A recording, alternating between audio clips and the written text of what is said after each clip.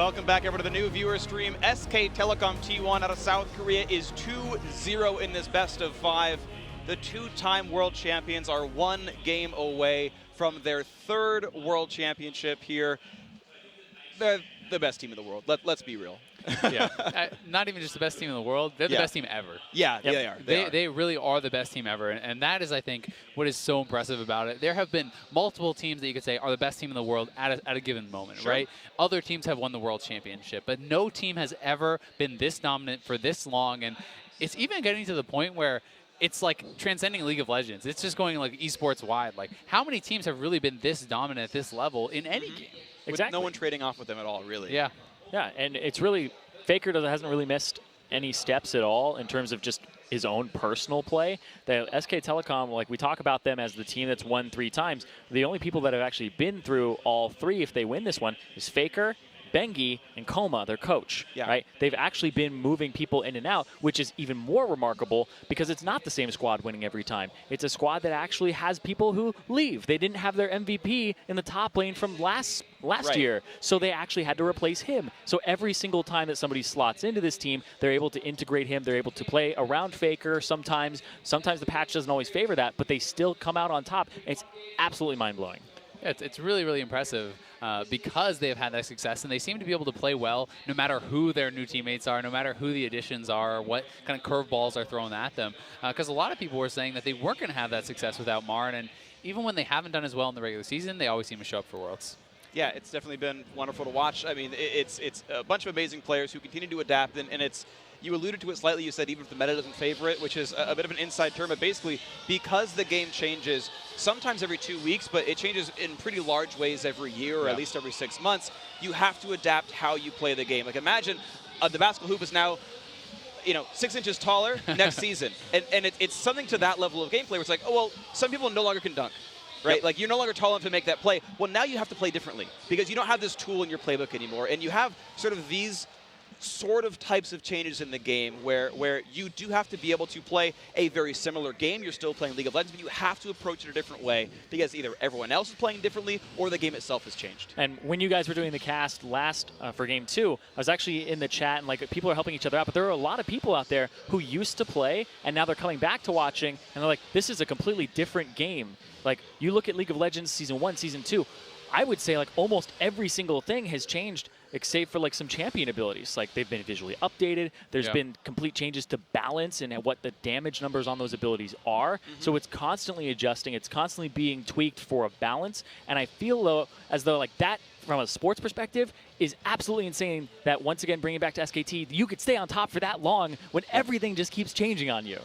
Yeah, and I think a lot of the credit also goes to coaching staff and stuff, helping the players understand the new meta, understand these new picks and the new strategies and what ones are best to play, what strategies are best to play, and how to best use your players' talents and their kind of comfort picks and stuff to make things work. Absolutely agree. So it's been a blast so far. We are getting ready for our third game, but we actually want to introduce another special guest to our cast. If we can have Mr. Gordon Hayward come up and join us here. He's been a fan of League of Legends and esports for a while. If you don't know him, an incredibly skilled basketball player in the Utah Jazz. Grab yourself your headset. Good sir, welcome. Hey, how you doing?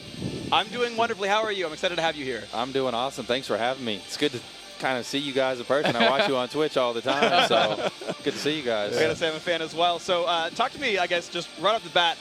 Incredible athlete yourself. What got you into video games? Because typically people don't often consider gamers and world-class athletes together. Yeah, well, I think first off, I'm just a competitor, and gaming was another outlet for competition. And when I grew up, it was school, sports, and video games. That was about all I did. And I loved Halo growing up. That was kind of my entryway into esports when it was huge and on USA and all that. And then transitioned to StarCraft, and then kind of fell into League, and League is what I love to play the most now, so it's fun. It's definitely a pretty amazing transition, and you've obviously been a guy who's been in a lot of big pressure situations, a lot of big pressure games.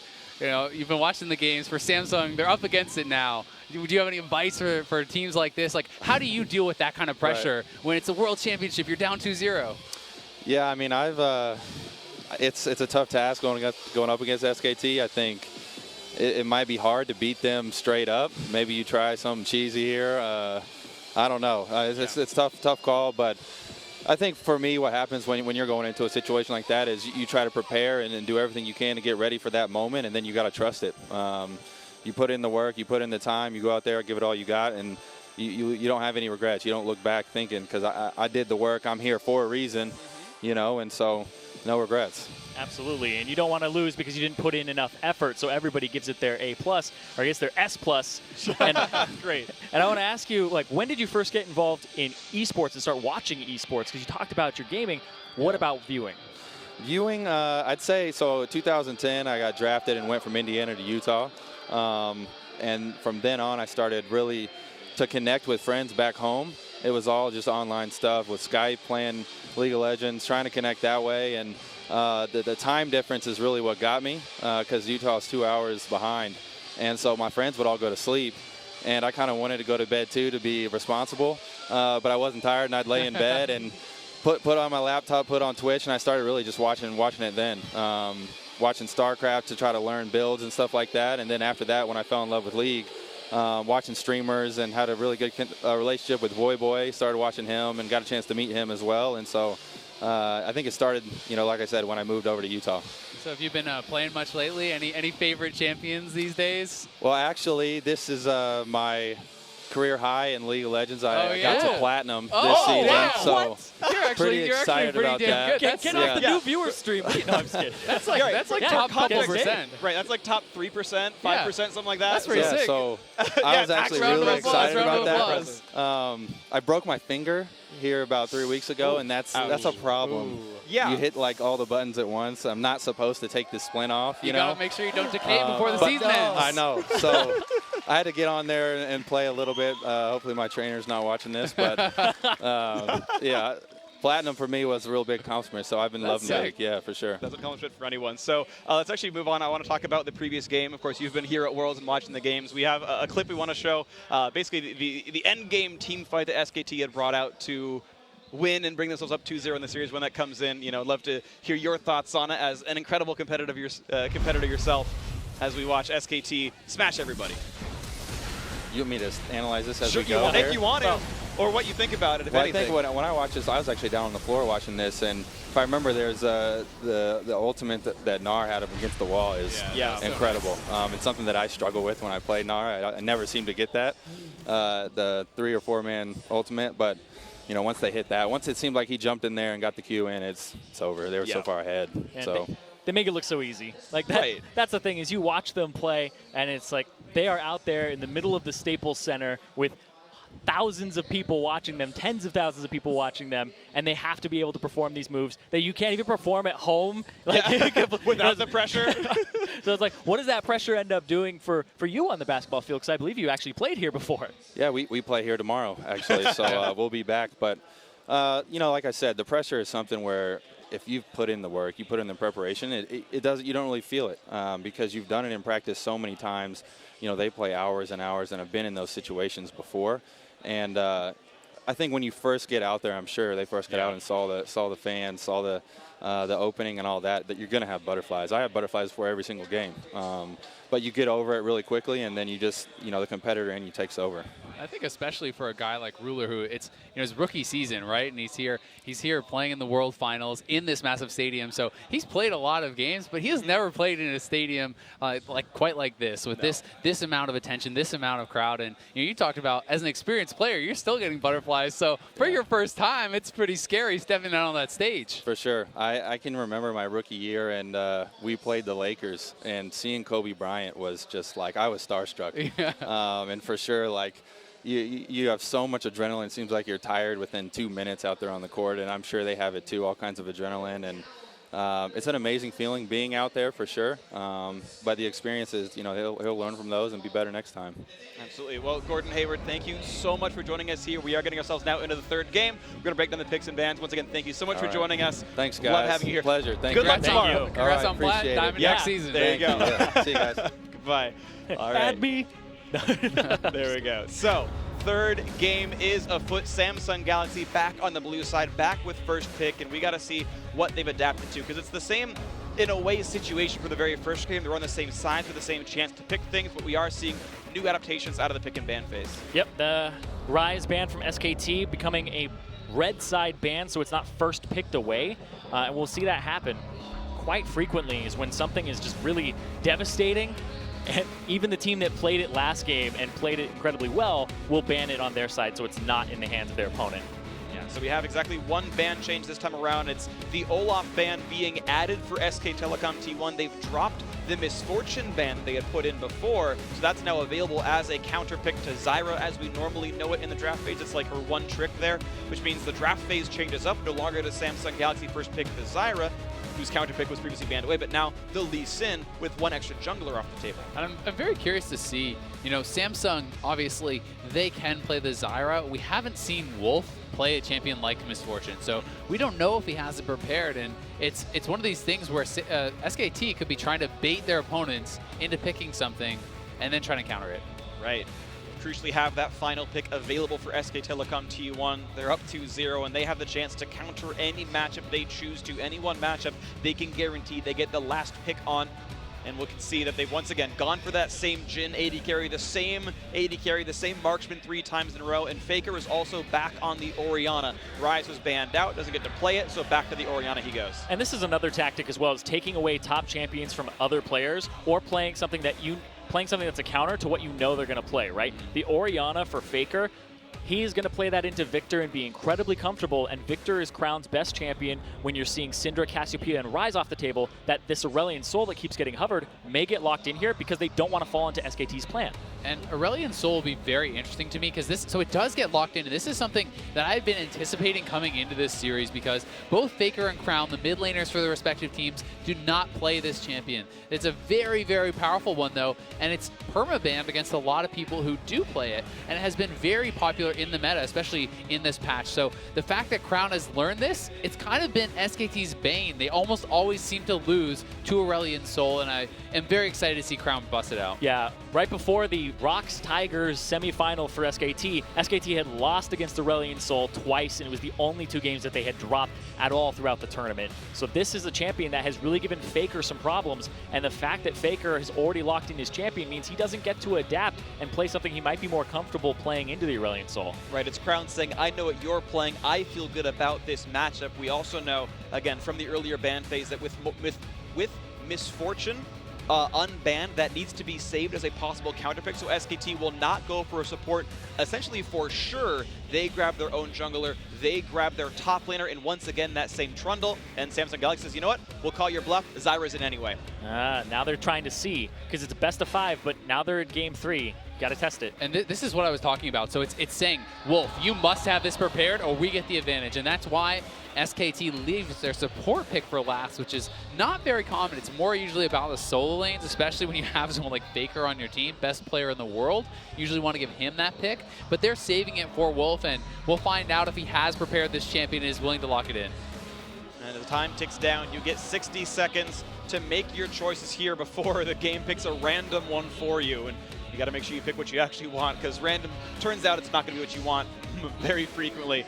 And right now they're hovering on the Karma, which is a reasonable pick, but is not the one you expect if you know all the champions, if you know the matchups. Nami, I actually think, is a better choice than the Karma. I think it matches up pretty well. You can heal through a lot of the damage Zyra puts down in the lane, and that will be the pickup here for Wolf, going on the Nami, the same champion he played last game, but now into a more difficult matchup. And I actually really like the confidence here from Samsung. They're up against the wall. Make them call your bluff, right?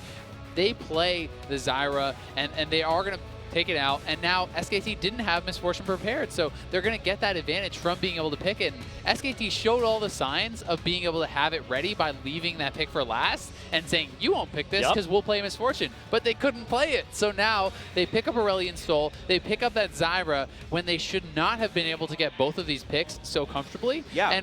And we'll see if Samsung can pull it off, because I think they got the advantage in this draft. Exactly. They basically got everything that they would want. They played the Aurelion Sol instead of the Victor and called FLICKR on that and said, we're not going to play that matchup again because we think you want it. And so they actually call an audible, they pivot, and also with the Misfortune bluff, they called it. So Samsung Galaxy kind of got the better here from both a mental standpoint and a draft standpoint. Yep. The one weakness they do have, though, is I think it's still somewhat of a liability playing Poppy into Trundle. There's pros and cons here, because even if you get smashed, as hard as Kube did last game on the Kennen, Poppy will almost always be useful. Her utility, her CC, crowd control, to speak it out better, her ability to reach the back line and disrupt somebody will remain. She's just more fragile and can die more easily, but that doesn't always mean a ton. However, it is still this good matchup for SKT's top laner Duke. It's once again Trundle into Poppy. He's been winning lane every single time this series and will probably do so again. And it is now time for this third game. Again, it is triple match point for SK Telecom T1. They are a single game away. They've got 3 chances to be the world champions here. If you have any questions about this game, about this match, hashtag AskTheCasters on Twitter. We'd be happy to answer your questions for you heading into what could be the final game of the season and certainly of the night. Samsung Galaxy must win 3 in a row to bring it back. Oh, and you can see right here, just different start here from Ambition. He goes straight into the bottom lane, into the bottom brush. Sometimes you can get a little bit of a cheeky kill there if you bring your jungler and try to catch a support out, but he immediately backs and goes to the other side. And this is actually something that kind of developed because teams started doing these little cheeky camps in the bush where they'd hide in the bush as a team, and then when you start to go fight the minions, you get chunked out. So it's now developed that teams have to bring their jungler down to check the bush and make sure their opponents are camping in the bush. So it's kind of funny how it's developed. Yeah, and you can see Core JJ standing a little bit further up, and because Zyra plants those seeds periodically, they come out every few seconds. She now gets to place them a little bit further up, try to get some harass off, which you saw with the Q when she popped the plant. And so she gets to spawn them a little bit forward and on the halfway point of the lane. But you can stomp on seeds, and SKT did just that. Ooh, nice.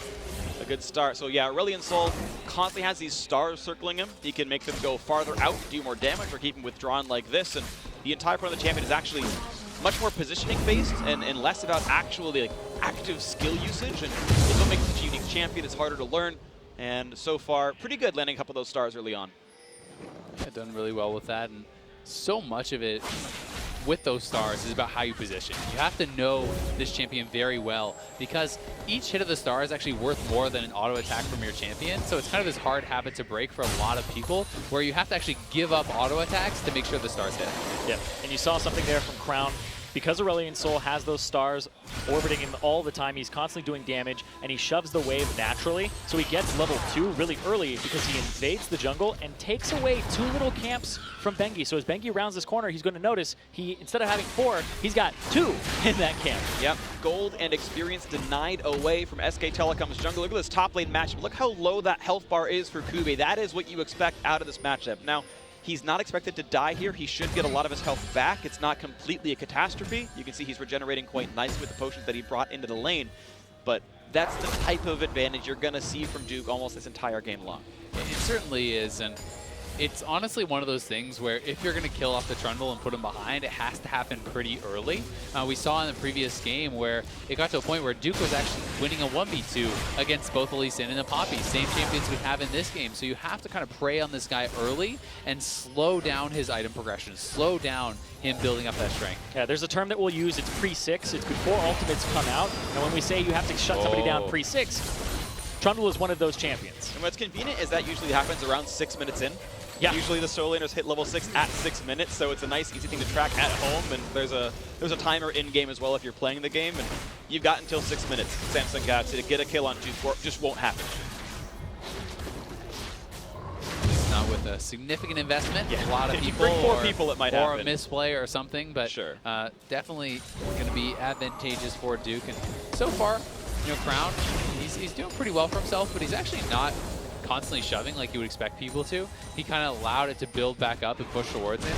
One of the things that's very interesting about Aurelion Sol is people will base very early because he has this ability where he can fly. So you start walking in a direction, and after you've walked in that direction for long enough, you build up enough momentum, and you can take off. That was nice. He forces the flash out of one. A little bit of damage comes through, but not too much burn. That flank meant a lot. And there's that early gank on the top side of the map. Duke getting quite low. The tackle comes through, forcing the flash out of him. And that is Duke missing a long summoner spell and taking plenty of damage. And the mid laners trading back and forth, but it's just a trade. They're both okay.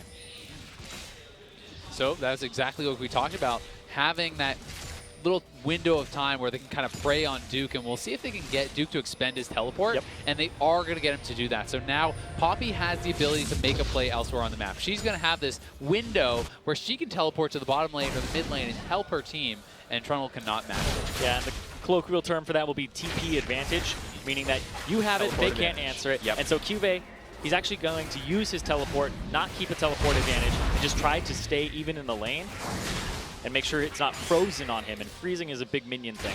Yeah, so we'll not probably jump into that too terribly much. Pretty But high basically, level. the point is that you're essentially trying to deny golden experience from your opponent by the way you manipulate the laning phase. Either way, it's trying to be a good thing. But the ultimate thing to point out really is not that much ended up being gained by the top lane gank, right? The damage all got healed by being in the fountain. So Duke was back to full HP. He's still missing his flash summoner spell, but that's the only real gain that was had is, well, he can't get away if the repeat gank happens in the next 4 minutes. Exactly, and you must make that repeat gank or there's no advantage, to your point, right? So you have to actually go and follow up on that. It's not an advantage unless you punish him in this window of time, and that's why you have to be thinking ahead. As a player in League of Legends, you have to be planning your moves a couple steps in advance to make sure you can follow up on it. And this is what really sucks for a jungler as well, because you look at your bottom lane, the bottom lane is actually losing. Crown doesn't know that Bengi's on that side. He's got to run to the left-hand side. Nice flash getting away from the shockwave, but that is, again, a big summoner spell down. A nice play by FLICKR to force it. Yeah, he got a lot out of that, so this is a lane that could easily be visited by Bengi with his own flash and make a repeat gank. So Bengi shows up mid, and he's going to get both those summoners. Nicely done for him, and I think you will likely see them look to return to the mid lane, especially once FLICKR has his shockwave back. You know, you can flash in, you can shockwave, you can cocoon, you have all this CC, and Crown won't have the ability to dodge out so easily. You can see these players fighting over vision. We haven't talked about it directly very much. We've talked about what vision advantage is and playing around it, but essentially you place wards down on the map. They reveal the area around them. You can kill them if you can see them, though, and so you're fighting over these little sticks of vision that die very quickly when unprotected, and these players will constantly battle back and forth for those little glimpses into the river and those little glimpses into the jungle. And they're worth so much as well when you end up getting those glimpses. The information, we talked about it before, where if a jungler walks into a lane and gives away his position, a lot of the power of a jungler is being where they cannot know you are there. So that's where the ganks come from, and they're surprising. And an attempt in the mid lane as well, as Crown just does not land any of it. FLICKR playing that nicely, pops the ghost, trying to juke away, gets hit by one, dodges the rest, and, well, it is still FLICKR's ghost down, so that is a summoner spell to be burnt. That is the ghost down, and that was that flying ability that we talked about. Aurelion Sol was able to take off and fly over that wall. It's something that you can do, and it's something that makes this champion very difficult to deal with, because excellent Aurelion Sol players will push in their lane, shove their minions up to their opponent's turret, and then they can fly up to the top lane or fly down to the bottom lane and come straight over a wall where you can't see him coming and take someone out. And even just getting back to lane, like you were talking about with his early backs, is so fast that he's already at the 10 CS per minute mark. And he's doing great. Ridiculous. To clarify what we mean by backs and recalls and whatnot, you can't buy items until you go back to your base, which is away from all of the gold and all of the experience, but it's where you get more powerful. So you have to find times to leave the action and then come back in. And because minions spawn every 30 seconds and it takes longer than that to get back to the map, you've got to find those windows. He's been able to do that pretty well and find those new items. And now a fight in the bot lane. CoreJJ immediately to block the curtain call, and it will mean that none of those shots are going to hit the Ezreal. Nicely played. No damage goes through to the squishier marks. Very well done. Stun lands, though. Ooh, that was nice right there. Gets away from the shockwave just in time. Lee Sin can dash to a teammate and does so in the nick of time. Yeah, that was really quick reactions from Ambition. Dashed out of that shockwave. Likely would have gone down because the cocoon from Bengi, that CC out of a leash. She shoots out this projectile. If it hits you, you get stunned. That would have hit because he was CC'd. Looking for the roam, flies into the bottom lane, looking for enough damage to deal, gets his own stun in on the enemy AD carry. Bengi's here, though. Yeah, Bang is fine, and the root's going to land. There's all the damage they need! And first blood comes through. SKT Telecom T1 forcing the flash and actually landing the slow, but they will not chase it through, just the 1 for 0. And funny enough, there's the punish for not having flash, but it's not even in his lane, it's in the bot lane. He could not flash away from Bengi. Bengi fully commits to that, flashes in on Lee, CCs, and gets that kill. That pillar was huge for Duke. He might have enough damage. That was a crucial ultimate. That needed to land for Cuvee. He would have gotten willed down. The traffic cone, the block, normally it's a pillar of ice, but he's using a different skin. And that removed the escape path of Cuvee. And so we're actually seeing something really interesting here from Crown, and it's the adaptation of the series. If you think back to the previous game in Game 2, FLICKR won the game, not by going through Crown, but by going to all the other lanes and roaming. So Crown is saying that the way to win this game isn't through FLICKR, it's to go other places, and he got punished for it because he got called on it by Bengi. So you're seeing them kind of adapt to the way the other team was playing, but it looks like SKT are already ready for that. It's one of the weird things about League of Legends. Something we talked about very early on is you have imperfect information. You don't always know where everyone is. If he knew Bengi was stalking him, he might have never made that play, but odds are he's not there. He took a gamble. The gamble did not pay off. However, Samsung Galaxy still with enough control were able to take another Drake for themselves. It is, to quantify it a little bit, I think it's less worth than killing a turret, but more worth than getting a single kill. If you wanted to put it in gold numbers right now, consider it worth maybe 600 to 1,000 gold. Yeah, which is pretty good, right? Especially because they did not have to fight over it. And another thing to keep in mind is just because this one play from Crown did not work out, doesn't mean he shouldn't keep trying. You have to have the confidence to keep going for this. And here's the punish, right? Crown gets turned around and he gets CC'd. Bengi, no hesitation, flashes forward. That was in the little blink forward. CC's up Crown, and they're able to take him down because he didn't have the flash from the mid lane gank earlier. Bengi's movements there were just perfect because he actually sat in the bush for an extra second to see how hard Crown was going to commit to it instead of walking out and making Crown back off immediately. Looking for a bit more damage. Bengi is very close to death, and ultimate nearly would have killed him off. Doesn't quite land the Sonic Wave. And FLICKR still trying to make Crown's life difficult, playing very up despite being a bit of a 1v2. Gets away with it, nicely done. More damage, I think, was actually dealt by SKT in that gank.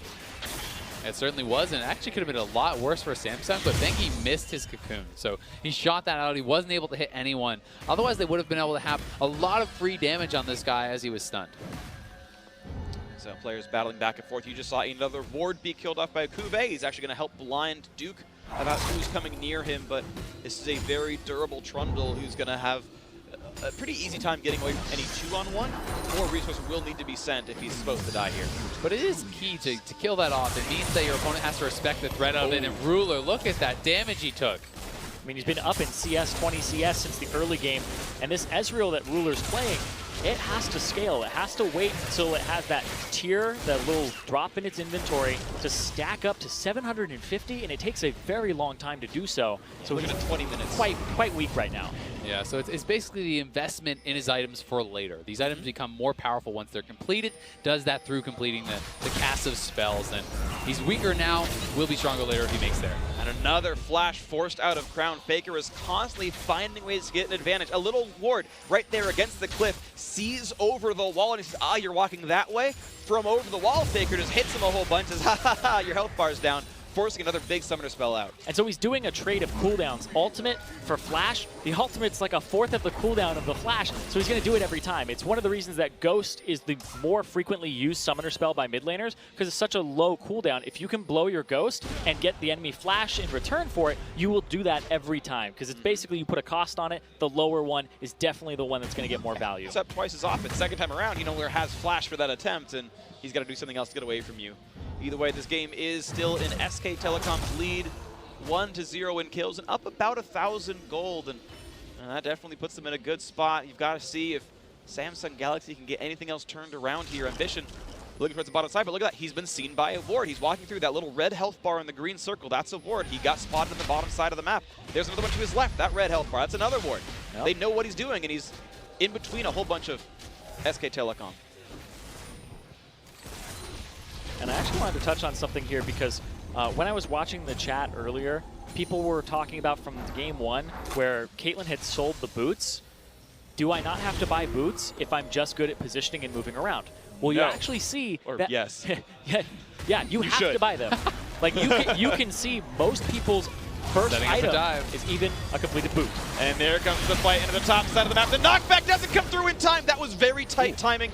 A quarter second sooner that spell comes out and Kuve lives, but well played by SKT. We even saw some things by Bengi. Either way, top lane kill is nice, and SKT, another assassination up there. And that was kind of the punish for seeing Ambition on the other side of the map on those wards that you pointed out, Freakin'. And to your point, Irene, you know, the boots is not just about positioning, it's about moving around the map, getting back to lane, being in the right place at the right time. Another shotgun's going to land. Crown's running out of health, but so is FLICKR. It's a tight trade right now. Ooh, true shot barrage nearly comes out, and that came through from Crown's teammate. If it hit, FLICKR might have died there. And 100% right there, FLICKR had no mana, Crown had mana, so you're thinking with your God vision, why doesn't Crown just continue to chase him and kill him? Because Crown has imperfect information. He doesn't know where Bengi is except on the top side of the Oh, map. that landed, he was dead. That Sonic Wave right there just snaked past FLICKR. He dodged it. If that spell lands, for sure FLICKR dies. And this is something that FLICKR was always complimented for. People talk about playing against FLICKR is like someone having scripts. Basically, it's like the guy's cheating. He's so good at sidestepping all these skill shots, all these abilities. It feels like there's no way it could be fair. Yeah, but he gets away with it. He gets away from the skill shot. Jukes left when he aimed right, and that was nicely done. And so FLICKR gets away with his life despite a very low health bar. You saw Ambition try to steal away parts of the jungle, but he was pushed out by Bengi, and in fact, Ambition had to use his own ultimate, his kick. It's a fairly long cooldown, about 1.5 minutes, 2 minutes, and that's not going to be available for probably the next fight as he had to get his opponent away. You're seeing some great trading right there. SK Telecom's dual lane walking in, landing a couple of shots, and walking right back out, and continuing control of the lane. Certainly is, and FLICKR picking up that blue buff. We've talked about it a number of times, but it increases the mana regen, increases the damage you deal, and allows you to use those abilities more often. So it's very powerful, and this is going to be a strong point for FLICKR, especially because he just hit level 11, which means he got to rank up his ultimate again. So his most important ability is now even more powerful. And on a shorter cooldown as well, so he can constantly punish Crown. And right there in the top lane, you saw we toggled vision, tried to see what was going on over there. But first, it's a battle on the bottom side. Nice juke. Ruler has gotten away from 2, 3 of the shots. This time slowed around, gets away from the 4th. And it's actually, wow, Bengi forced away. A nice counter right there by CoreJJ. Puts in the plants, pops his own ultimate. And Bengi does not want to be part of that fight after all. I got to compliment Ruler, though. Dodged all 4 of the ultimate shots that came out of Bang. Yeah, so well played there by Ruler and CoreJJ. Even dropping the Ignite, giving that threat of the kill and saying you have to respect the chance that Ambition could be here. And now Duke is here looking for that one-on-one. The advantageous matchup should be getting a lot of damage here. A great pillar buys even more time. The slow helping. And you can see he gets about 1/3 of his health bar down. Do that a few more times, you get the kill. The one thing that Samsung Galaxy is doing well is they're stealing away these Drakes when they don't really have rights to them. They certainly don't.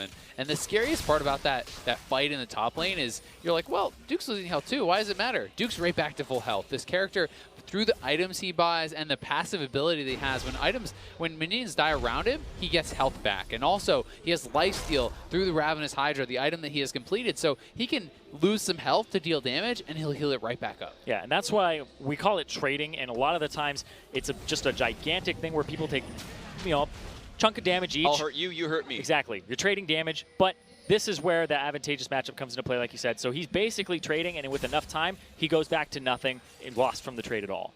Exactly. I hurt you, you hurt me. Just kidding, didn't hurt at all. Ha ha ha, all is well. Shockwave's gonna land. The bubble, ooh, good flash. That is Crown repeatedly flashing away from these skills, not quite dying to them, but he is constantly under threat. One of these times it'll probably work, and you can see the sliver of health left on that mid lane turret. It is almost dead. And it's really impressive how FLICKR just always seems to be the one getting so much more damage on these mid lane turrets. He took a solo first turret, I think, in game number 1 on Orianna, and here he is again, working down this turret, and the team is going to come in to try to get that gold. Yeah, and in game 2, he lost his turret, and then he went to all the other lanes and ended up just winning the game off of that. So FLICKR's game sense is really, really high, and he knows what to do in all of these situations. And even right now, he was down in CS previously when I was talking about how high up Crown was at the 10 per minute mark, and FLICKR passed him. FLICKR's now at the 10 per minute mark, and he's left Crown in the dust. Unfortunate there for Crown. He's trying, he's bringing out new champions, doing what he can to hopefully catch his opponents off guard, hoping that they can put in the performance they need, but it is slipping away from Samsung. To their credit, though, this is about as close as it's been in any of the games. They're not down that much just yet. Only about 1,500 gold, not even quite cresting that point, and they're hanging in there. Yeah, and Samsung has never been an early game team, right? No. They don't play for that early game. Ambition is a mid-game, late-game shot caller and playmaker, so they aren't about controlling it early. They're about coming back, or if the game is even, they'll usually have a larger lead by the mid-game because they're able to move around the map and coordinate a little bit better than other teams. We'll see if that coordination can come through, because we also know SK Telecom is one of the smartest teams in League of Legends. You never want to give these guys a lead. They almost always close it out. And even though this is somewhat Samsung Galaxy's wheelhouse, they've had a very hard time beating SKT before. The Shockwave's going to land Cocoon as well. Tidal Wave's there, everything they could possibly need. And Bengi gets the kill credit on this one. Also the catch onto Ambition, has to flash the wall, but still being chased down by the Elise. Here's the curtain call, looking for a bit more damage. Finally gets out of range and will slink away. Gets past that red line of the bullets, can't reach that much farther. You You see a battle in the top lane, and despite how low Duke looks, he does not care. Yeah, and look at him, instantly Actually back to full health. And that's Wow. pretty crazy. And this is actually something to point out. You can see the summoner cooldown. Teleport is on cooldown for Duke, and he got interrupted on that. Immediately, everybody goes down bottom for Ruler. It's not good for Ruler. FLICKR, Faker, Playmaker gets the kill, takes him down 4-0. And because everybody was middle and they ended up pushing it from SK Telecom side, they got the inside track through the bottom side of the jungle that's supposed to be Samsung Galaxy's, so they end up on the back side of the turret, and Ruler was basically dead as soon as they all decided to start coming down there. It's just so well done by SKT, and I pointed out it was only a bit over 1,000 gold. With this turret going down, it's going to be 4,000 plus gold in the lead for SKT, and just like that, they extend this gold lead so much, and that's what this team is kind of famous for doing. You said it, Freak. It's so hard to come back against SKT because they know when they're stronger and they know how to exploit it. And you can see this right there, punishing the flash being down. They're just layering all of the spells over and over. Makes it a very easy kill, and this chase also pretty nicely played. Yeah, and right here, this is exactly what I'm talking about, where they throw it all down, but look at, they're all in that bottom side jungle. They're like, might as well make use of the fact that we're here, and Wolf and Bengi just start running straight through, and you look at the mini-map in the bottom right, Ruler, he's up past the halfway point because he wants to shove the minion wave so he isn't losing any gold if he was too back right now, and he's not able to outplay 3 people, so... No. There was really no hope for getting away from that. There's almost nothing he could have possibly done, even though theoretically you can dodge most abilities in the game. There's just no chance he's getting away from that. More roaming plays, attempts to the top lane now. Kuve gonna flash, gonna land the stun on a Bengi. Does he have enough damage though? That answer is nope. Duke gets the kill for himself. 5-0 in this one, a nearly complete shutout so far. And it just feels like Ambition is so behind the play compared to Bengi. Bengi is moving around the map, always in the right place, killing off his opponents, and Ambition just feels like he's misreading where Bengi's going to be. He's never there to help. Yeah, and if you look at Bengi's scoreline 1-0-4, he has participated in every kill from SKT, and we will call that kill participation, and it'll usually be represented by a percentage when we're giving statistics in esports and League of Legends. So he has 100% KP. He has been involved in every single move that SKT have made across this map, and it is showing.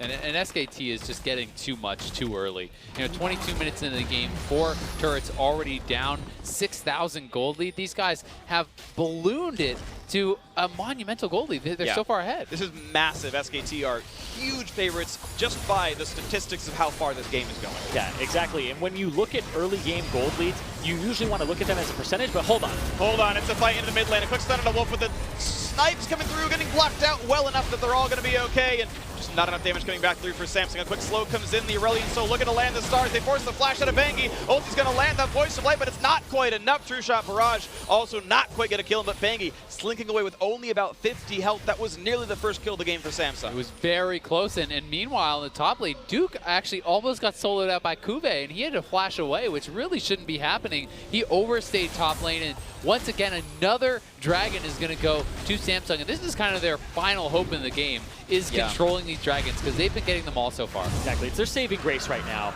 and what were you going to say, Free? Oh, no, go for it. You can finish your thought. No, I was basically just going to say it's their saving grace right now, and Duke overstayed in the top side, so Kuve was able to punish him, and we've seen that even professional players will overstay sometimes, and they won't be able to completely realize in time what the enemy is capable of doing. Yeah, so to talk about those Drakes a little bit, hold on, it's the catch, and looks like Ruler's fine. Even though these 3 Drakes have been picked up, they have extra regeneration, they run a little bit faster, they've got a little bit more damage thanks to the Drakes that they have picked up for Samsung Galaxy. Those 3 little icons under their name, SSG, in the top left corner. Those do not make up for the gold and experience that SKT. Exactly, not even close. That if this game becomes tied gold-wise, yes, there's a moderately substantial advantage for Samsung Galaxy, but they have to get this game within 1,000 for that to really matter here. They certainly do, and it's also one of those things where they have to delay. If we look back to game 1 and you remember how behind Samsung was, but they stuck around for what felt like forever, right? That's what they have to try to do again here, and then those dragons can give them an advantage. He's going to land the knockup, but not a knockback. It barely means anything, and Bang is there to land the final shot. Kuve goes down. SKT 6-0 in kills, looking to clean it up. That was a bit of a panic move there. He wanted to hold down that ultimate and spin it in his hand a little bit longer for Cuvée to knock Duke away, but he ended up snap casting it, so it's only a knockup, and then he ends up getting picked off there. There wasn't much pressure on him either because the cone, the Trundle pillar, was the only thing that could interrupt it, and it was already used, so a little bit of panic there. Yeah, he could have held it for much longer. Now the intent, nicely played. They just layer all the crowd control. Can't dodge those, and FLICKR gets himself a kill. Looking for a little bit more, but they won't quite find Core JJ. Crown gonna clear some minions out, but they're still bleeding champions at this point. SKT continue to control the mid lane. These guys are just relentless, and they're pushing down mid. They've already killed off 2. They've chunked out Core JJ. It's gonna be another free turret. And in the history of the World Championship, there has only been one 3-0 victory. The losing team has always found a way to win one game, or the winning team has always slipped up at least once in that matchup. The only other 3-0 was here at Staples in 2013 SKT. as SK Telecom T1 3-0'd their finals opponent. They just smashed the entire tournament. They're looking to do that again. And that was against Royal, if I do remember correctly. It was against Starhorn Royal Club. The #1 team in China at the time. Back then, Royal Club. Yep, and now another fight in the top side jungle. Bit of a knockback. Duke's got to run back. He's running out of health. A quick kick out, but it's not enough damage just yet. Samsung Galaxy looking for some way to get damage across here. Another tackle in for Cuvée, and they finally get one kill. Ruler gets the credit. The re-engage in for Bangy, but that might be his death knell. It's very low health on that Elise. And no, SKT able to walk away, but now the re-engage. What a nice deadly flourish lands for Bang, and then FLICKR able to get the re-engage and gets the kill 1-for-1. And they take down another one as FLICKR arrives. He still had all his abilities available. He was full health, full mana, able to turn around that damage. And a little bit of a mistake there from Duke. He kind of gets a bit too over-aggressive here at the start. He's kind of caught out. He's going to get stunned up against the wall here, just chasing into that Poppy. A bit of a mistake, and he couldn't participate too much, and that's why this was a tough fight for SKT despite their gold lead. Yeah, they couldn't really get to those carries either. FLICKR comes in a little bit later, and Bang ran off to the right-hand side and loops around, so he's completely safe during this, but he was originally the one who got kicked first. So you still have those damage dealers completely healthy on SKT's side. And that And kick, they was of able course. to re-engage. That kick, of course, the Lee Sin ultimate, Dragon's Rage. You can kick someone up, and they get knocked back up into the air. They take damage. They deal damage to anyone that kind of gets hit by that as well. Any champions you happen to fly through, so it's kind of like getting kicked into your buddy. You knock him over too. Yep. It's not bad enough that you're on the ground. Gotta make everyone else's life even more miserable. So we look back at this game. SK Telecom T1 looking to close this one out in the next 10 to 15 minutes. Right now they're playing for top side control, getting the wards down. The little catch right there doesn't mean really enough onto Bangy. He'll be fine on this one and walk away with it. And that's one of the nice things about having Nami. It's a champion we haven't talked about much, but this champion has a heal in her kit. The heal, you can use it on an ally. If there's an enemy in range, it'll bounce to them and deal damage. And even if there's another ally in range, bounce back and heal them too. So there's some skill in how you use this, and it's also nice to heal up that poke or that damage that you do take in these little skirmishes. Exactly, and during the early game, it's about winning all of the trades because you heal and do damage simultaneously, and that's one of the main reasons that she's picked early on. Later in the game, it's for that tidal wave that she has, the ultimate where she sends out this gigantic wave, and that is considered what we call an engage tool or a hard engage tool because it has a CC on it. Yeah, certainly, and it also has that kind of duality because it can be used for disengage. They try to fight into you, you throw out this giant tidal wave, knocks them all up, and now they can't fight anymore. You can just simply walk away. So Nami has those strengths and works both ways. He's going to be lit on fire, jumps to the side, trying to run away, burns his flash as well, deadly flourish! One more shot will do it, and Bang gets the assassination easily with that one. And now to find a little bit more, Curtain Call is in and doesn't quite find Purchase, but hey, the kill's good enough. 9-1 SKT. And SKT pinging on to Baron there. They want to move over. They know they have a kill. They're pretty healthy, and they have Nami to heal back up the rest of their members, so they're going to see if they can pressure over here. It's pretty likely Cuve's going to look for a bit more trading into Duke. Picks up his shield, gets a little bit more durable thanks to that, and now has to run away because suddenly Bang is here to make it even easier. So much more damage going through the flash. The re-engage. Oh, that was beautiful by Cuve. Gets the assassination, and now it's Duke who's forced to run away. That was an exceptional play out of Cuve. That was so big. It stops SKT from being able to go from the Baron, for being able to take more, and they needed to get something like that done. And it may even stop them from getting this next Drake, which is an Infernal, which would make it 4 Drakes for Samsung, that if the game does get stalled out even more, Samsung are in a great position. Yeah, that would be huge, Irene, but Crown is caught. This is a bad position. All the crowd control is there. The voice of light to knock him back, and actually, Crown is back to being safe. Turned a pretty catastrophic situation into at least a neutral one. It's the power of those summoners, right? He blows those summoner spells, he gets away, but it does come at a cost, and they're going for the dragon. They need to secure this. This has been their one kind of saving grace in this game, and it looks like they will. Okay, Devil Inferno Drake, that's probably their best way back into this one. It gives them more attack damage, more ability power. Those are the core offensive stats of League of Legends, a 16% increase on those stats. It doesn't mean a lot for everyone. Poppy doesn't care so much, but Aurelion Sol does, Ezreal does, Lee Sin does. Oh no, a lot of those SKT's guys on care. Baron. Exactly. Uh-oh. SKT doing the Baron right now.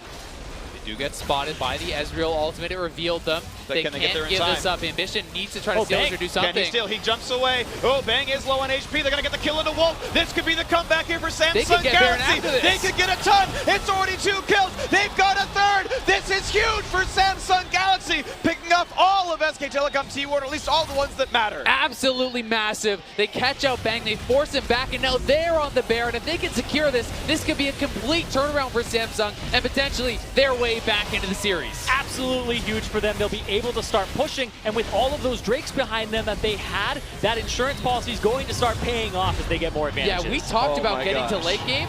This has helped them do that. They're now pretty close in gold. They have 4 dragons and the Baron buff. If they could clean up a couple turrets, which a lot of them are also on the map because they haven't killed any, they could get that gold, be right back in it, Freak. And you can see the beginning of this play. It's just the jump in, the aggression by Ruler, the rookie, forces Bang out, but they still get the damage on a Wolf and just continue the rest of this. It's so well played. So well played by them. And SKT, some indecision there. They were still half on the Baron, half running away, half fighting, and that's not something you normally see from SKT. And now Samsung is going to be able to pick up some of this global gold, take down the mid lane turret, go top, take out that turret, and the gold gap is closing. Exactly, and this has to be a big sigh of relief for Samsung, because when you're playing on the back foot for half an hour, you are already down 2-0, 1 game away from losing the World Finals, and now you finally get something back here. So this has to do wonders for also their mental game. Yeah, and the mental game is massive at this point. Too many things go wrong in a row, you lose hope, and Samsung needs to have that hope. They need to keep fighting, and we'll see if they can get more kills here. They nearly pick off Bengi. He's low on health, below 1,000, and that's SKT forced to run away, but there's still control of the top lane. Yeah, okay, mid lane went that way, but look up at the top side because the minion wave got pushed in. Crown never left, and that's 2 turrets picked up back-to-back in the top lane, and now this gold is much, much closer. The lead that SKT had was halved.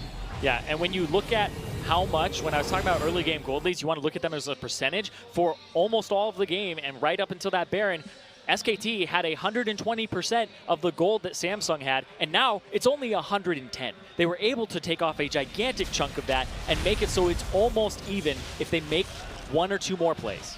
Certainly, and for SKT, they just need to slow it down a little bit. Bang got soloed out by Kuve, trying to kill off in that 2v1. He was low health, no mana, didn't respect his opponent. Then gets caught out, bad positioning, kind of pathing to the Baron, and he's costing his team here, so he needs to smarten up and play a little bit more safe, a little bit more calculated. And these next few minutes are very important for Samsung and also SKT, because SKT have been playing from ahead the entire game, and now they have to be able to rejudge where Samsung Galaxy's stats are. This is the first risky turret push here. It's kind of gritting their teeth, bearing it, and saying, yes, we can knock this turret down, and they do so. SKT had the option of trying to fight there. They said, no, we'll give you this one away too. We'll wait for the Baron the timeout and fight you another day, but that is more gold going to Samsung Galaxy. Certainly, as Trundle is going to be pushing in the top lane, though, and someone will have to get back there and respond. So it's going to be Kuve. The rest of Samsung want to keep pushing here, but Duke could then come back, try to TP in, and look for a flank. Exactly, he has the TP advantage here, so he's kind of baiting Kuve back, so Kuve is going to chase him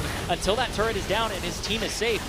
Okay, this is going to be tight. Again, Kuve kind of needs to track Duke around to make sure he can't get that teleport off. Duke is simply going to recall, it looks like, and it's going to be a backline access. Oh, he got Faker! That was beautiful! Faker goes down! Now how's it going to be? It's a 1-for-1 so far. The flash, the disengage, SKT running away, but that still means the turret. That play is still amazing, and it's more gold in the pockets of Samsung. You talked about the late game for Ambition. He makes the call. They go in. It was a beautiful ultimate from Crown. Does all the damage to those guys, slows them up, and then Ambition kicks in Faker. They kill him off, and they're pushing for the inhibitor. Another turret. That's got to be at least 5 in a row now, looking to close it right back in. A 4-on-4 team fight, but Faker is not alive, which is incredibly important as SKT SKT are missing their most important member, I believe, and the now bot lane inhibitor is under fire. Samsung Galaxy know they're going to respawn soon enough. Vangie getting a little bit low, going to jump back to the side. Kube in the front line, also forced to retreat, but he's running out of health rapidly. Duke is nearly invincible. Ruler's in the back line. Yeah, Ruler looking for a bit more. The battle with Vangie, but he gets re-attacked. The exhaust is on, and the shutdown comes through a bit up more than he can chew, and SKT find a kill at the end.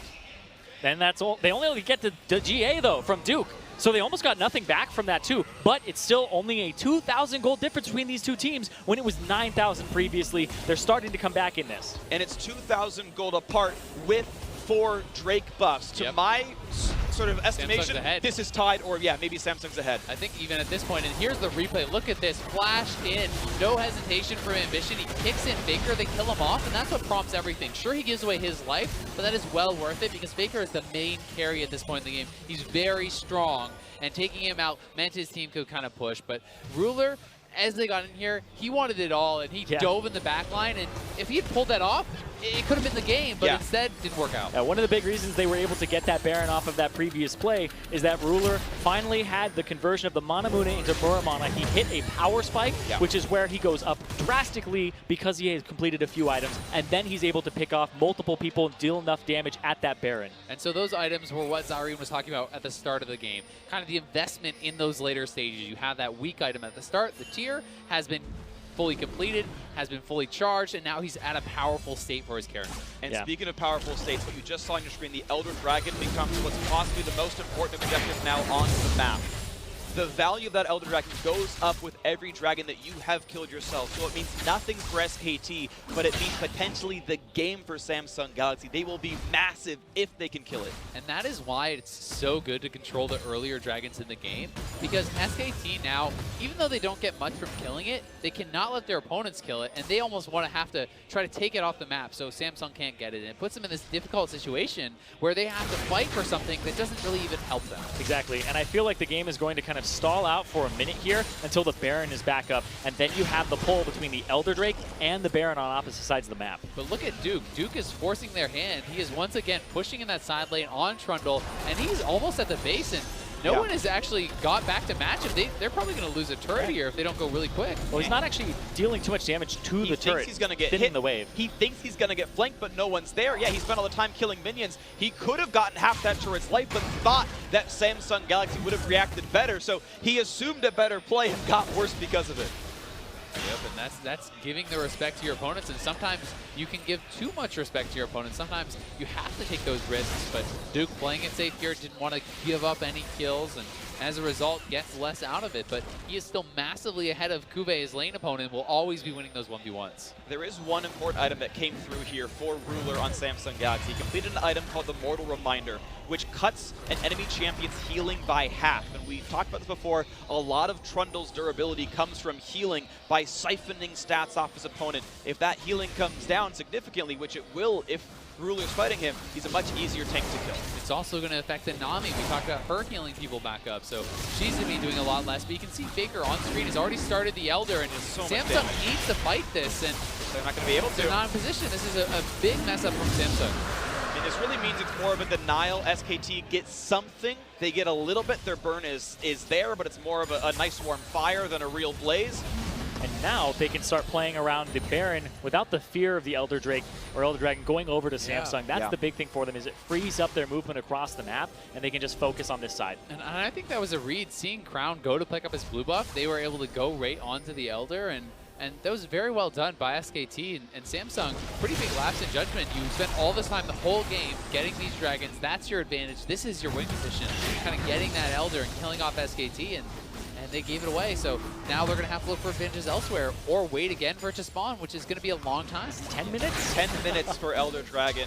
Regular Drake spawn at 6 minutes. Once it becomes the Elder Dragon, it's 10 minutes. It will only be Elder Dragons from this point on. After 35 minutes, it's only Elder Dragons. 10 minutes between them. The buff only lasts 2, so it's off the map much more than it's on. This is actually going to time out of SKT only about a minute from right now, so it looks like they're not going to get much. Again, it's more of a denial. For the next 9 minutes, they don't have to worry about this, and it's only the Baron that matters. It is alive. The team that gets it probably wins the game when they do. or at least has a very good chance to do so. Right. And especially if That's there's what a fight around it, you know, it's one of those things where if you can take out the team and get the Baron, you almost certainly win. If it's one or the other, it may be more up in the air. Especially when there are no outer turrets remaining for either team. It's just inhibitor turrets and then the works from there. So you're going to be able to push the base quite quickly if you can just get a win in a fight, get a Baron. That's probably it. Seeing the two tanks fight each other. They've got a lot of lifesteal from the Trundle, just the durability out of the Poppy. And it looks like the Baron dance is starting. Yeah, and you were talking about this durability from the Poppy. He's almost down 100 minion score at the bottom of your screen, CS. So you would think, oh man, he's going to get crushed. The nature of the champion in Poppy, even if you're behind, you're still doing your job. One item slot still to complete for the Poppy, an upgrade still to go for the Trundle. They're approaching their full builds right now. The junglers in a similar boat as well. Just an upgrade left for Bengi. Roughly a full item still waiting around. There's a kickback. They're going to find Wolf. That's the flash forced out. It is still an advantageous trade of cooldowns, as SKT's support will be missing flash for the next 3 minutes. And we'll see if they can convert on that, or if anything else is going to happen. Ambition getting chunked out there. We'll have to back off. Next 4 minutes to correct myself, but yeah, it is still a window that could be used. You can see they've actually kind of started ignoring themselves. They're fighting for the minions, and some of that is simply the Drakes they've picked up. This is scary again for Samsung, though, because they've seeded vision control around the Baron, meaning they're having to guess, is SK doing it? Are they killing the Baron? Are they doing this? And they have to keep trying to check and use those blue trinkets that you can see. They're both on cooldown. SKT looking for a little bit more right here. Gets one shot on a Ruler, and the third, actually. Finally, one does get dodged away, but look how low Ruler is now. It makes him very easy to kill. One chain of spells picks off the marksman of Samsung Galaxy, and he is one of their core damage dealers. There are substitutes here. There's some backup from his teammates, but it's an important target nonetheless. But he does have some lifesteal with the Blade of the Ruined King. I would say it's the purple sword in his inventory. But there's two. Let's go the one that's not a bow, one all the way on the right. That makes it a sword.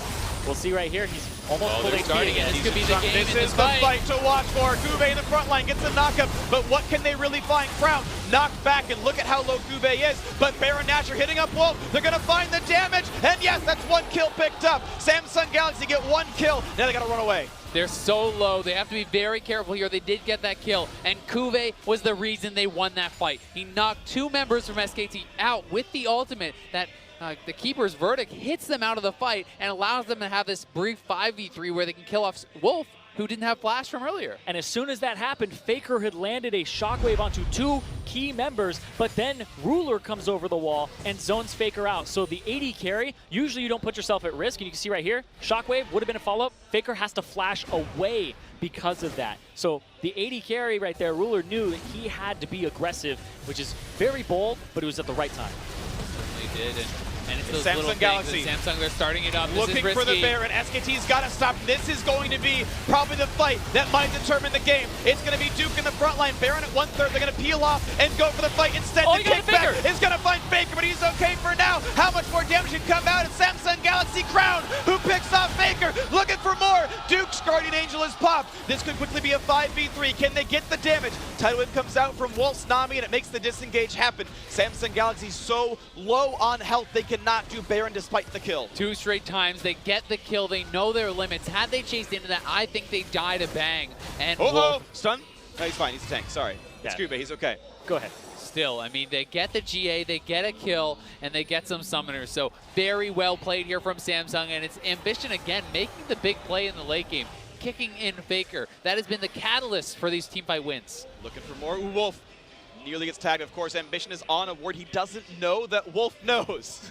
Yeah. He's actually unaware of that fact and just standing on vision right there. The blind monk. And oh, they're going for a little bit more. I don't know if they know completely that SKT are aware to this play. Baron Nashor being started up again. 5v4. FLICKR is not part of this fight. It should be a Samsung Galaxy fight win. They're staying on Baron. Duke in the front line. This is the tight fight. Let's see what they can get. The knockup is there. They get a little bit more onto Bangi. Now it's towards Duke, knocking him back into the team. True Shot Barrage comes across. The Voice of Light. He refuses to go down. 2 more attacks will kill him. They don't quite have it. So back on Baron they go, but it's back to full health. They took long enough not hitting it that it's already too healthy. And FLICKR is back. He's back alive. They had to respect the fact that he'd be coming into this fight with his Shockwave available, back to full health and mana, and SKT staved them off just barely. And in these high pressure pressure situations, we heard it earlier, Jimmy was talking about it, where you pretty much just say Caitlyn, Caitlyn, Caitlyn, and you go after one thing. Right there, it looked like they were split between Baron, and then the fact that SKT was on them, they weren't going to do the Baron fast enough until they had to actually turn and fight SKT. And I mean, there was some split targeting there that you talked about. Duke lived with almost no HP. 1 or 2 more attacks on Duke, the top laner. His Guardian Angel was on cooldown, so he would not be brought back to life. He would be dead for a very long time, and it's massive that he survived. Definitely crucial right here, but the game is still deathly close. It's only a few thousand gold separating the teams, and at this point, yes, those Drake buffs for Samsung Galaxy make it roughly equal. We've seen how close these teams are fighting. It is really anyone's game, and as we're 45 minutes in, a clean 5-0 is the game. It certainly is, and it's always this thing where when you're playing against FLICKR, the longer the game goes, the more chance there is for him to make this big play. And right. FLICKR has fully completed his item build now. He's on 6 items. He's exceptionally powerful. And if this guy hits the right combo, he will solo win a team fight. And it's going to be so scary for Samsung, knowing you're playing against the best player in the world, knowing he has this super powerful late game character that he can turn the tides of battle with one button. The Orianna Shockwave specifically is the button we're talking about here, and you got to watch for that one. Tidal Wave comes to cut off the retreat, and a lot of shots in the core JJ. He will stay alive. Bubble lands, and it's a bit of damage on a crown. Banky's going to retreat. Here comes Cube in the back line. Brings in one. Shockwave hits the tanks. That's not a catastrophe. Samsung Galaxy are okay for now, but Crown running a bit out of health. The disengage comes through, and it's back on to Cube. He's running out of health. Couple more shots will do it. Gets the summoner heal and stays alive. Now the chase in. Ruler wants it. The rookie looking to get a big play for himself, and still gets a big chunk out of the opposing team. And Samsung could theoretically go back to Baron. It looks like they may try to do that. They're baiting it, at least seeing if Samsung can make SKT check in and take someone out. But what a close fight. Both teams risking life and limb to keep their teammates alive and barely being able to do so.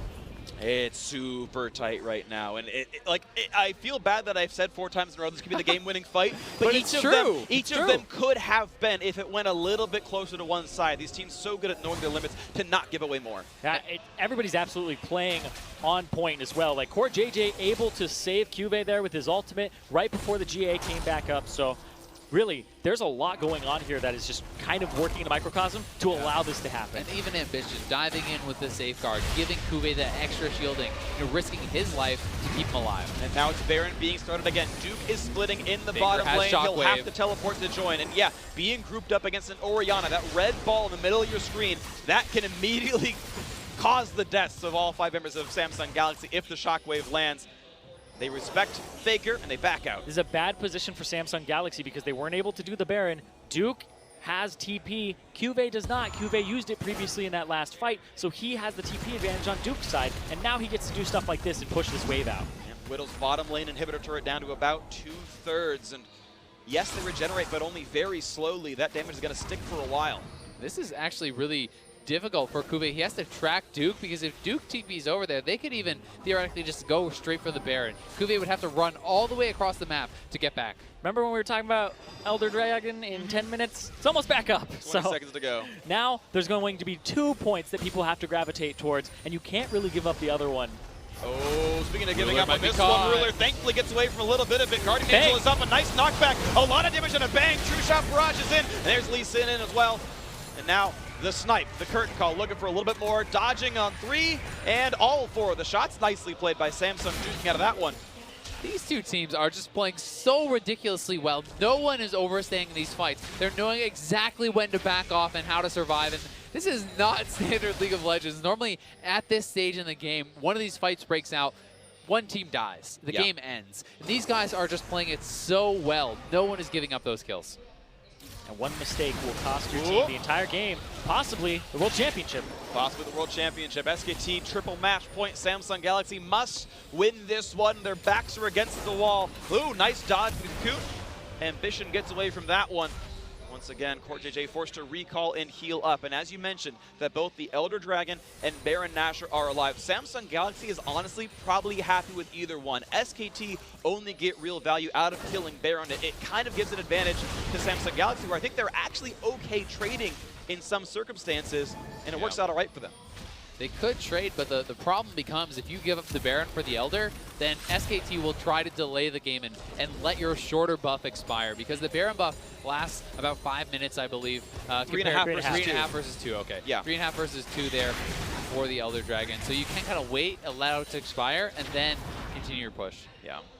And that's the difficulty. Also, there's an intrinsic value to killing Baron Nashor. It's worth 1,500 gold across your team, whereas the Drake is worth 25 total. 25 gold. There aren't a whole lot of items left to be completed, though. I believe it's only supports and then Bengi.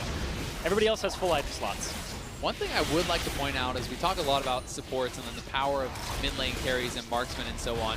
Because of the champion that CoreJJ is playing, he actually builds a lot of AP, a lot of damage. And at this late stage of the game, as he completes his items, he becomes almost as powerful as the mid laners. He is more, yeah, he's going to be very, very valuable. We've got a fight going for the Elder Dragon. And the dude does go over to SK Telecom. Now the team fight. It's the disengage for CoreJJ, knocking up a couple right here. The front liners staying healthy, but Crown is nearly out of health right here. And they find a little bit more ambitions. Got to run. They nearly take down Kuve as well. It's Samsung running for dear life, running out of health as well as SKT are on the chase, on the warpath, looking for a game-winning team fight to close out the series and win a championship. And SKT now, they have this 2-minute window where they're super powerful. They're going to go straight to Baron and try to force Samsung to fight them there. And I don't know if Samsung is going to have They're not helping to enough. do it. They're going to have everybody. They're TPing in. They're going to try anyway. And I think this could be the decision that costs them the game. This is the decision. Here we go. The push on in towards War, forcing him to flash Kuve out. can get an Now ulti. Bang on the side. They're going to find Kuve getting a little bit done, but SKT still secures the Baron. Now what about the after fight? SKT are a little bit low. Maybe Samsung finds their way in despite the buff to get the damage. Kuve in the back line. He finds Faker, and they got him down. It's a 5v4, but the trade kill some comes through as Crown has lost his life. Bangi low on HP, and it's the Ruler around the side looking for a little bit more to do. A knockback in. Can they find the damage? Samsung Galaxy must get these kills in, or they're going to lose this one. Finding a little bit more damage to deal, and it's Ruler in the back line, finding one, looking now for Duke, and he forced the Guardian Angel. Exactly. He will die for this. This will be Duke dying, losing his life, and there's only 2 left alive for SKT. Duke uses Summoner Flash. He did not be close enough to the wall to try to flash over it, so he actually flashed into the wall, costing him his life and the Guardian Angel. This is massive for Samsung. It's a 4 versus 2 for almost a minute now. The question is, how much can they get with twice the size? Also, crucially, the 2 surviving members of SKT are their 2 least impactful ones, the poorest ones, with the least gold, the least to do about this. I think they could try to push for the end here if they want to be really risky, but FLICKR is going to be up in 15, and they don't have minion waves, so they're just going to try to take at least a couple inhibitors and play it safe. Exactly. They want these 2, and they want to get out before FLICKR respawns. Because Duke also has teleport. You have to respect that. He can TP behind them if you wait those 30 seconds. And it's trying to buy time. SKT knows they can re-engage with the team and maybe find that teleport flank. Samsung Galaxy make good on the earlier bottom inhibitor turret kill. 2 inhibs down, a team fight win. And we've got to watch this one again, because Ruler just put the team on his back in this team fight. And he was playing so incredibly well, staying back and then biding his time and then finding the perfect moments to go in and do damage, even doing damage over the wall to FLICKR and to Bangi, taking them out. Then he wraps back around. He's able to re-engage in this fight and dive into the backline, taking people out. And Ruler has just been so instrumental in the comeback here from Samsung Galaxy. He had the power spikes at the previous Baron and was able to stop them. Great in the backline. And he actually sold his Iceborne Gauntlet and traded it for Trinity Force, so he had even more damage and traded out an item that was more utility for a higher damaged one. Which is the right choice, but now we've got another fight north the middle side. They look for Ruler, but they're not going to get him. He gets away with it entirely. Nicely played by him, but is there going to be a flank play? Kuve is around, looking for a bit to do against SK Telecom. This is still good for Samsung, though, because they're putting SKT on the bottom side of the map. The only place that Samsung has to go is the top side, because that's where the inhibitor, the only one left on the enemy team, is. But at the same time, SKT are faster on the play. They had pressure on mid and say, oh, no, we can't. We've got the recall because the base is under fire. Samsung Galaxy grouped up in the top side. Minions will push the middle and bottom lane. And Duke is not there, so Duke is going to have to TP back pretty quickly if they want to try to fight here. We'll see if he decides to stay in that lane, if they keep going with this siege or not. Looks like they've got to back out. SKT still pretty powerful. Technically, they have the gold lead. Either way, the 5-on-5s are almost equal as far as power goes. And the real difference now is, in fact, those Drake buffs. Now Samsung Galaxy, they run between these lanes faster. After a skirmish, they heal up faster. In a straight combat, they actually just do more damage now at this point. Those margins are small. It's still more often than not comes down to execution. But if both teams play it perfectly, there are more advantages on the Samsung Galaxy lineup now. There certainly are, and you can see as ZZ Raw was even picked up there by Duke, trying to shove in the bot lane, and Samsung needs to either respond or make something happen. We'll see if they try to go for it. Looking for the curtain call again. Kube says, everyone, stand behind me. I'll tank all the shots. And you can see very little damage is actually dealt by that ability. Bang popping his ultimate. Auto attack for him using his general basic attacks that the champion comes with are, at this stage of the game, more important than his ultimate during a real team fight when you're actually brawling and trying to deal damage back and forth. But at the beginning, things like this, just laying the long-range shots, because why not? And actually a key little thing there for Bang, he was actually able to interrupt the recall from Kuve, delaying him further, so giving more time for Duke to push in those minions to have that damage going down on the turret. And Duke is looking for a collapse here, trying to come back up to the team. Brown has to flash away, looking for FLICKR now. He's low. He's got to pop the Zonias. Here comes TP the fight. in. This is going to be close. FLICKR kicked away, and he's going to go down to Core JJ. SKT lose their mid laner, and now Duke in the front line, but he is in the middle of all of Samsung, getting slowed down, getting whittled down. Samsung Galaxy 2 for 0. They can win the game.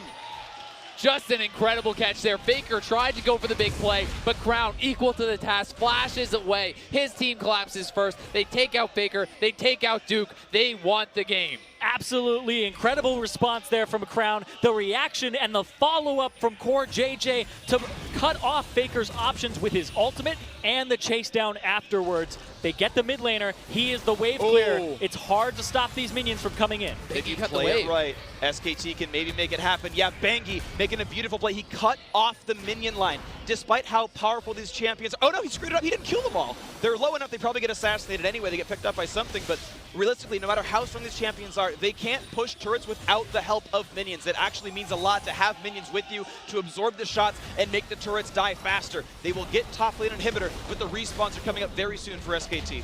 Exactly, they were just trying to stall, buy time for FLICKR. This will be 3 inhibitors though, and when 3 are down, you don't just spawn super minions in that wave. It is 2 super minions every wave in every lane.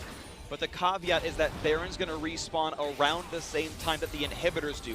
Baron is 5 minutes apart. Inhibitors are, Baron is 7 minutes, inhibitors are 5 minutes. And it took them about 2 minutes-ish to go from stopping the Baron fight to killing the inhibitors off. Those are going to respawn at similar times. Ambition actually caught out by the stun into the bubble, but he's going to be okay. Lands the kick, gets away with it. He should be just fine. There is a very small window with those inhibitors being down, and it will not overlap much with the Baron respawning. In fact, the mid inhibitor's already back. Yep, there it is. So they're going to be back up before the Baron even is. So I think you get 1 double super minion wave out of that, if that. And so much of that came down to the fact that Bengi went behind them, killed off those minions, and just go expand on that point a little bit. When you don't have minions with you, the structures take far reduced damage. You're dealing massively less to them, so you can't actually just walk up and kill off those turrets and end the game. If Bengi had not killed off those minions, they would have walked down mid lane, killed off the Nexus turrets, and taken the Nexus. So it was a huge play from Bengi to have the presence of mind to do it. Exactly, we call it the backdoor bonus. It's 66% damage reduction. The minions take it away, even if they hit it for like 6 damage themselves, doesn't matter. They let your champions deal more. And right now, it's all coming down to this Baron and that super minion wave in the top that SKT have to deal with. And Samsung were able to play the vision game first. They're the ones who control the vision around this area to make it dark for SKT. But a couple wards have gone through. There's one of the trinket wards put down by Duke that can spot inside the Baron pit. So no longer can Samsung sneak away with it. But they're looking for a play elsewhere. The Crown's got to dodge away. There's too many threats to walk into with his face. And you can see Crown selling some items as well, gets rid of the Leandries, goes for the death cap, so he has even more AP because it multiplies your AP, and he's looking just for a big Baron's dying fight. so fast. Here's the next one, the attempt, and they're sticking onto the Baron. Can they burn it down in time? And it's gonna get smited away, and yes, Samsung gets it. Now the 5-on-5, Samsung buffed up, Ambition in the front line, flashes back out, he's very, very low. But the knockup lands onto 4, the knock back as well by Poppy. Oh, but Shockwave! FLICKR catches 3, and he kills 1. Duke taking the front line. The Pillar comes out looking for a little bit more, and he might just find it. The chase in, but a nice collapse. Kube stuns him against the wall. The knockup though, Kube gonna lose Guardian Angel, and Crown gonna lose his life as well. Duke finds it. That's 2 kills already, and Ruler is about to lose his kingdom. SKT is here to knock him down. Rizzi really is playing amazingly. They're looking to try to chase him down. Gonna look for Bang, gonna get some damage. He's keeping the damage dealers busy. Here to join, looking for a little bit more. They're finding it. They're looking for Bang, and Bang loses his life, but it's a trade kill. Ruler goes down as well, but it's still a 2 versus 3, a kickback. It's Kube looking for a little bit more, but he's gonna lose the Guardian Angel. Only 2 members alive. It's 2 versus 4 right now, and it's soon gonna be 1 versus 4. SKT will take him down. Another shockwave for FLICKR, and there's only 1 left alive for Samsung. And that is a 70-second death timer for Cube, and SKT played that fight so well, and this is why you can see they are one of the best teams, if not the best, in the entire world. They start this fight off with the ultimate from Bang, and then the tidal wave comes through. They are saving Shockwave, and even Duke, he's taking damage, but he hasn't used his ultimate yet. He hasn't used the Trundle ultimate. He waits. GA goes down. As soon as he comes back up, that's what they use to bait, the Shockwave, and then the ultimate comes out, so Duke goes back to full HP. And if it weren't for that incredible Shockwave from FLICKR taking out CoreJJ, I think that would have been Samsung's fight very clearly, because Kube had such a good Poppy ultimate, knocking them out and stopping that. And now the Elder Dragon is live, so we can go back to live and see what's going to happen with that fight. Well, it's going to be a bubble looking for ambition, but either way, it's SKT in control of this side of the map. 2 members of Samsung Galaxy are still dead, so a steal is going to be difficult. CoreJJ around the side, Crown as well. Looking for this one. It is a 3 versus 4. One of SKT was dead as well. Bang just now respawned. You just need to stall because Cube has 10 seconds on himself, and he has TP, so he'll get there immediately. And what was that? That was the smite for Banky. That was a smite looking to kill off the Scuttle Crab for Vision. Ends up being FLICKR to knock down the Scuttle and get the Vision there themselves. Kube now alive. His teleport is available, and that is a good defense by Samsung Galaxy to not give that objective over to SKT. Yeah, and SKT, though, they're sticking around. They're starting this up again. They're trying to force the issue because they see that Ruler is in the mid lane. So Ezreal has to run over here very quickly now. And as he does do so. And Vision had gone back to base also. He's going to book it back over here, and once again, the disengage will happen. You have Duke right now who is stuck inside SKT's base. He is defending the dead top lane inhibitor. That will come back soon. And then he still has teleport to join if he needs to as well. You can see how much gold some of these guys have. Duke actually sold his Guardian Angel because the passive was already used, bought up a more powerful item, and now Samsung start up the Dragon. If they get this, it's going to be massive. They have so many Dragons, they'll be so powerful. Kube has backline access. This is going to be threatening. Ambition a bit low on health. They're going to jump back and maybe look for a little bit more. Where does Kube come in from? What can he find? He tried to use his ultimate to get the backline out of there, but he missed it. Oh, that is a pretty important cooldown then missing. And of course, Samsung can simply trade SKT's base for the Elder Dragon. However, SKT already pressing in mid lane first. Samsung might be slow on the play. And this is very risky because they're getting collapsed on. SKT is coming in from all sides. Kube needs to join the team now before they get taken out. He has Summoner Teleport, but he's still on the wrong side of this one. How can the re-engage look? They look for Bang. Can they get him? They cannot. Ambition is going to lose the Guardian Angel. How good's the front line? A quick knock up in for Zyra, but it's still bad news bears, and Ambition goes down. SKT getting a kill. 5 versus 4 now for over a minute. Ruler looked for some, but he gets Shockwave, and he loses his life. FLICKR with the double kill, and this is going to be a catastrophe. It's 3 versus 5. Crown could not possibly carry hard enough, but actually 2 more kills have come back to Samsung Galaxy. Just out of nowhere, 2 dead on SKT's side, makes it a 3v3. I mean, out of nowhere, it's a Zyra with almost full damage. That's true. This guy is another carry. He's just as big of a threat now as Crown, if not even more at this point. He's going to be putting out so much damage, so even though he is a support, he is massive in these fights. Exactly. Late game Zyra is one of the best supports to have because it basically does the same amount of damage as one of your big carries like the AD carry or the mid laner, and he's able to start taking over, and you have to respect it, but people forget. And it was critical in this fight because it starts off so poorly for Ambition. Samsung not respecting the flank, the collapse that was coming in. They lose Ambition, and then the Shockwave from FLICKR. Who else but him catching Ruler right here. He jumps forward, kind of disrespectful into SKT. But then the rest of the damage comes through, just all the area effect damage, the Mage and Kube as well on the tank, putting a lot in. Yeah, but they absolutely needed those counter kills. If they didn't get those, that could possibly be game there. If you don't have Ruler, you're not going to win the next fight. And I mean, a death cap now completed for CoreJJ as well. So he's a full 6-item mage at this point, and that death cap amplifying all his damage from his previous items, plus the additional 16% AP he gets from those 2 Infernal Dragons, means this guy's a monster. And we're at the point in the game where even the supports now have 6 items, so there are no more pink wards to be purchased and carried in your inventory. So we used to see them. We're going to see the last of them now as they get cleared out. Makes the vision game even harder. You've got very few things to place down. Something really big here, though, is that Ambition and Cuvée both sold their Guardian Angel and have not got the gold to replace them again. Whereas both of SKT's jungler and top lane have repurchased their Guardian Angels. They have them once again, so they have that second life. So it's almost like 7 lives here for SKT, where it's just the 5 for Samsung, and that can be massive in these all-in fights. Definitely the case. You're seeing them battle back and forth for Baron control. We know that Core JJ is hugely threatening, and he can project that threat very far away. He can summon plants from a half screen to almost a full screen away and can put damage in without being in range of counterattack. And he can be one of those ways to get in. FLICKR doing something similar with Orianna can project threat very far away from himself, and it's a full build mage. You can one-shot one of the squishier champions. You certainly can, and you can also kill off these objectives that much faster with the Zyra. The plants can tank up the damage from the Baron and from the Elder Dragon, so it's actually hitting them instead of you, meaning it's a lot safer to attempt these. Yeah, you don't take any meaningful damage. They were going to despawn in 5 seconds anyway. It's not really significant if those do get killed off by neutral monsters.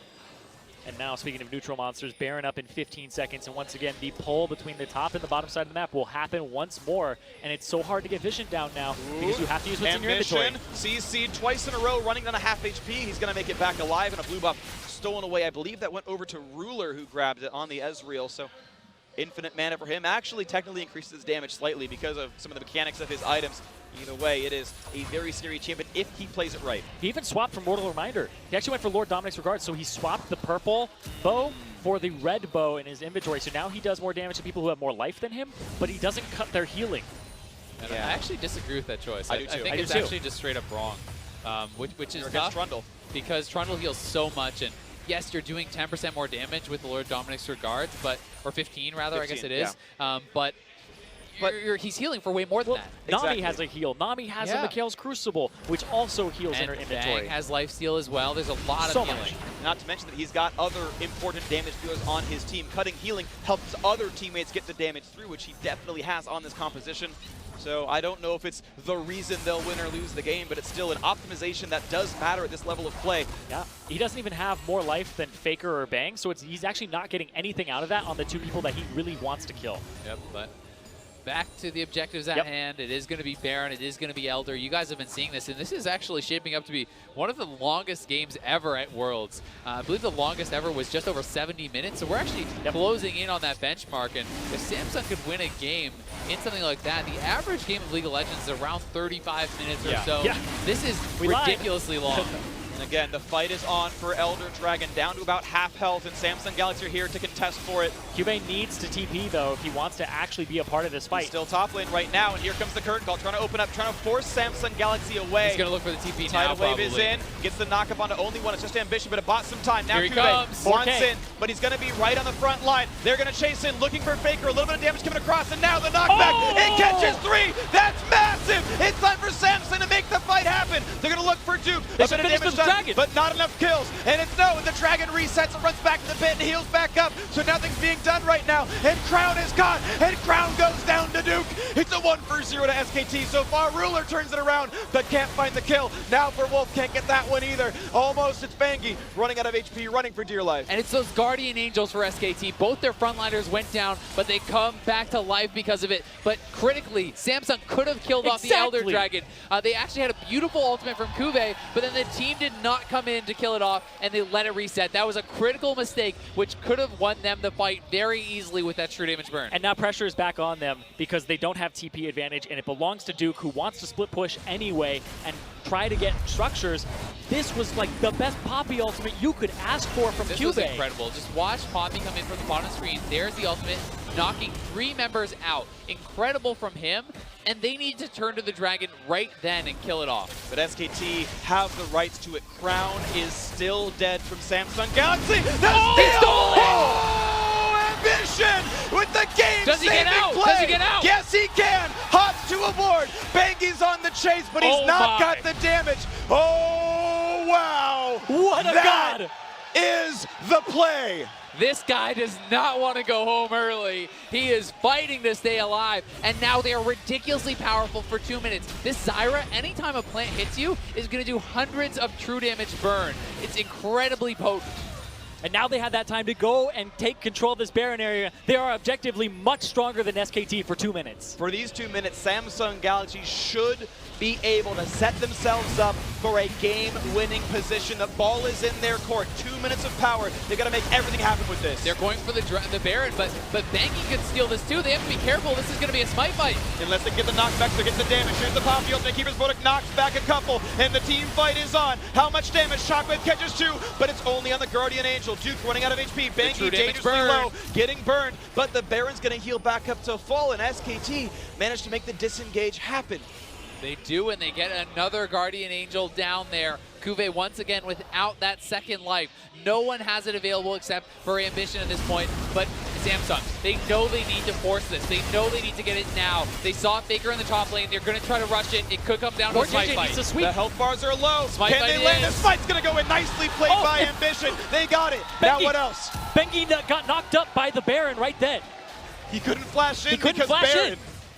Oh my gosh, and that's a telegraphed ability. Banky could have played around that to some degree and not been knocked in the air, but pretty fortunate, I gotta say, for Samsung. A misplay for Banky from SKT, but now it's the last dregs of Elder Dragon plus a Baron buff on all 5. The gold lead is now entirely irrelevant. It is execution and buffs like the Elemental Dregs and Baron Nashor. There are no turrets defending the inhibitors. And you can see Ambition trying to get the biggest benefit possible out of this buff. Buffing up these minions in the bot lane, making it more difficult for SKT to deal with it. They have Baron buff minions coming in from all sides right now. Exactly, and if your Lee Sin is on the right side, you have a much better way to flank if they start focusing your middle, and now they're just pulling a 1-3-1. They do have to be careful about the engage, though, if they are split up, because Cuvée doesn't have TP. He's working on that top lane inhib, though. Samsung, they can smell blood in the water. They want to close the game with this buff. Oh, wow. Right there. Triple inhibitor down, plus Baron buff. This is a game-winning push in the making for Samsung Galaxy. Looking for it here. Cuvée to block the curtain call. Not a lot of damage coming through for Bank right now. The minions are getting picked off, but the turrets are also losing a lot of health right now. Down below half HP on most of them. Looking for the game-winning push, but you've still got to respect the fact that SKT are powerful and the turrets do a lot of damage. And Samsung could wait for supers if they want Duke to, but they're in on Duke gets caught, but he gets away from the kick, goes back to his own side of the map. Bang! A little bit low as well, but the first turret does go down, and minions will keep flooding in, and they will only get more powerful. It's going to get harder and harder for SKT for the next few minutes. Tidal Wave comes in. They're looking for Crown. Bubble's not going to get much. Shockwave comes in. Can they pick him up? And they're going to be able to get a kill. Samsung Galaxy. The 80 carry takes down Duke. 5v4. And this is now the longest game of Worlds 2016. And we it's swear going they're to be not Samsung Galaxy. It looks like it's them. The comeback win. They're going to knock down the Nexus, and they're going to bring it to Game 4. The comeback win is real. What an incredible game. 71 minutes in the making. Samsung so far behind in the early game. It all comes down to that Elder Dragon, the smite steal from Ambition, keeping them alive, allowing them to win the fights around Baron, pick up that objective, and end the game. SKT thought they were clever doing the Elder Dragon with 2 people so that they could keep Samsung at bay on the left side and stop them from doing the Baron, but Ambition was there. And he made the play that won them the game. He landed the smite. He stole the dragon away. It does not matter how much damage you dealt to the objectives. What matters is who brings the health bar down to 0, and that was Ambition.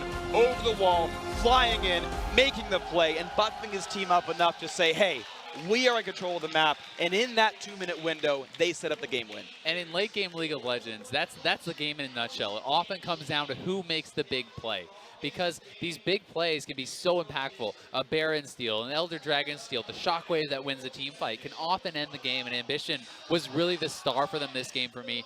Ruler was playing incredibly, but it was Ambition kicking in FLICKR in that fight in the bot lane, allowing them to get back into it, and then the Elder Dragon steal again, just awesome. Absolutely, and the big thing is the Ezreal Ruler was the stabilization of the game. He kept them in it, and then Ambition made the game-winning plays for the team and was able to actually provide enough peel so that Ruler could operate. And this game, I would love to see the gold graph for it, because I don't think Samsung were ever in the lead. They even win the game down 700 gold still. Yeah, that seems like it's going to make sense to me there, and it was really just incredible. I mean, the story of Samsung is amazing. They, in a sense, weren't even supposed to be here. They were the 4th place finisher in the Korean League. And the way that World Championship qualifying works, though, is if you're not top 2, essentially, you've got to qualify in through a different sort of bracket. And they went up against a team that they were 0-19 against in individual games to find the last spot. It was the team that knocked them down to 4th place, by the way. The reason they didn't go any farther in the bracket. 0-19, and they win that series. And then they get pulled into the group of death, where most people didn't think they were going to make it out. They topped the group, losing only a single game. Now they're up against the world favorites, SK Telecom T1, and they finally got a game win. Some people didn't think they would win a single game.